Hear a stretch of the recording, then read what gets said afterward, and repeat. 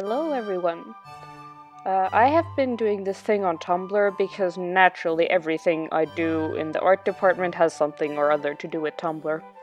Anyway, there's this color palette challenge thing where there's a post that I'll link in the description with a whole bunch of different color palettes, and then people can just send you a number, and then they can send you a character or whatever that they want you to draw, and then you can draw it with that palette.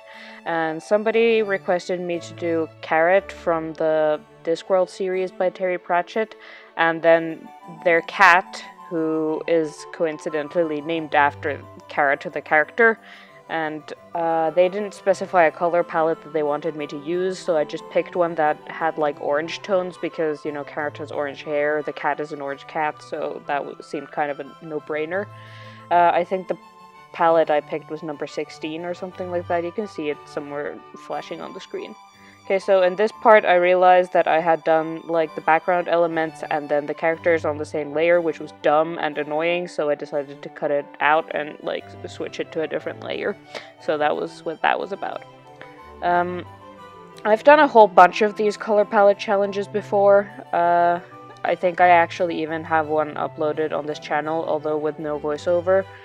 And I think once I decided that it was okay for me to like blend the colors in the palette, my color palette challenges started to look a lot better, because at first I thought like, oh, it's not like I'm cheating if I blend the colors and I just have to use just the colors in the palette.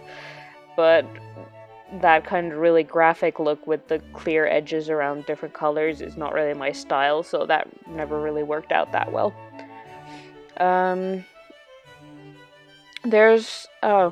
The thing I wanted to say about this painting, or drawing, or illustration, or whatever you want to call it, is that I kind of tried something a little more ambitious with the composition.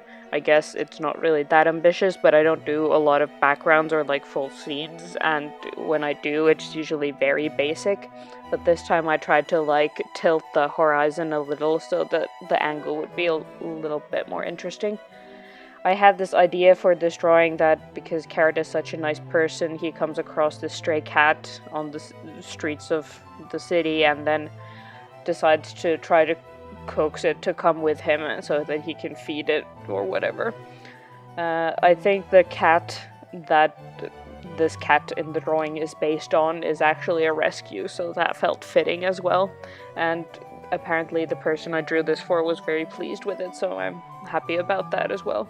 I did, however, struggle with the hands, and especially the feet. Somehow I decided it would be a good idea to draw these shoes that are like sandal type with the toes showing. I guess I looked up a lot of art that other people have done of Carrot, and that was like the way that most people had drawn his shoes, so I was like, fine, I'll go with it, even though I hate drawing toes. But I'm bad at drawing shoes anyway, so I guess it's kind of a lose-lose situation on my part. Coming up just in a second in the video, I think, is where the kind of saturation of the picture changes abruptly, and that's because I was first drawing just on my MacBook Air laptop at home, and then I went over to my parents' place where I have, like, I still use the same computer, but I have a separate screen so that I can, like, I don't know, watch Netflix while I draw on the other screen. Yeah, here we go. The colors change, and that's because I was using a different screen, and it was, like, calibrated different than my other screen. Another thing that I wanted to say was that I started out this drawing with, like, a sketch that I did on paper. Actually, I had several sketches. I had one, like, tiny little thumbnail sketch of the composition, and then I had, like, one of the pose, and then one of, like, the cat's pose as well. I'll put those up on screen so you can see. And, I think that's pretty much it for this. I think I've exhausted all the topics I planned to discuss, so I would like to thank you for watching, and I hope we will see you next time. Bye!